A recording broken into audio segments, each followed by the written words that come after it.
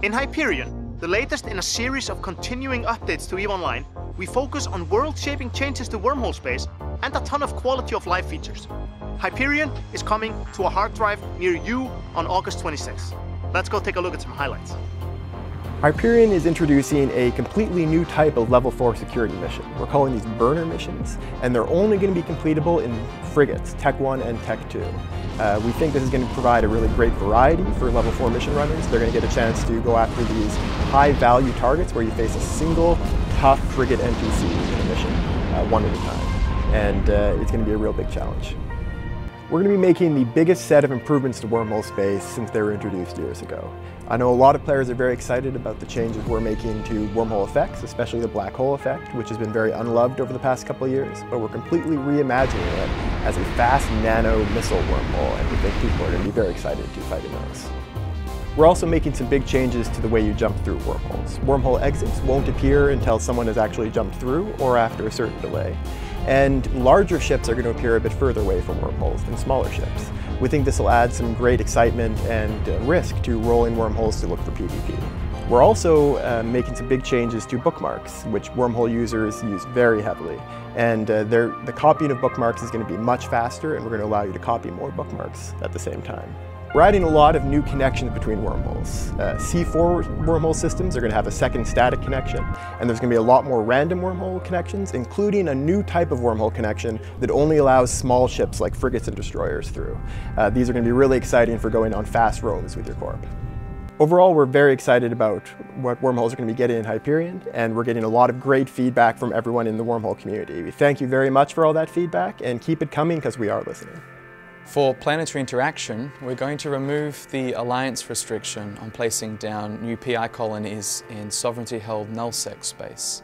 And so what this means is alliances will be able to make more income by having coalition members and renters farm the planets, which they can then tax that income through the use of the customs officers.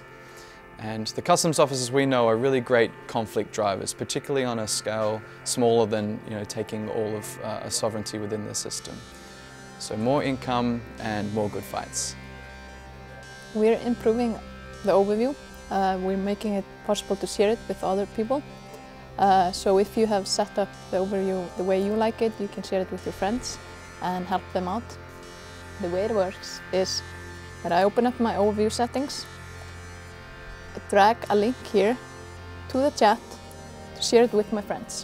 When they click the link, they're going to load up exactly the same overview as I have, with colors and priorities. So if my friend clicks this link, they'll have exactly the same thing. I've prepared a few overviews here. First, I have a simple one.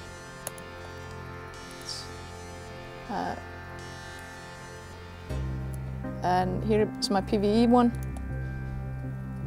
You can see when I load up this overview, it's going to change the color tags and the priorities. And that is something new that was not saved before. So now your friend, you should have exactly the same overview as you have. We've added filtering and moved options around so they make more sense. You might be wondering what's up in the corner. That's the new booster timer. That's going to show you what boosters you have running and what penalties are being applied as a result of them and how much they have left. We have added the option for you as a player to add game time to other accounts using your plex. We like to call this improved flexibility. This time around we're putting in some tooltips for the market feature, which is an extension of the work we've done previously with tooltips, which is part of our overall player experience strategy. I mean, we're focused mainly on new players with this work, but in general we want to improve the experience for all players, which raises all the boats and makes the game better, more enjoyable, easier to get into for everybody.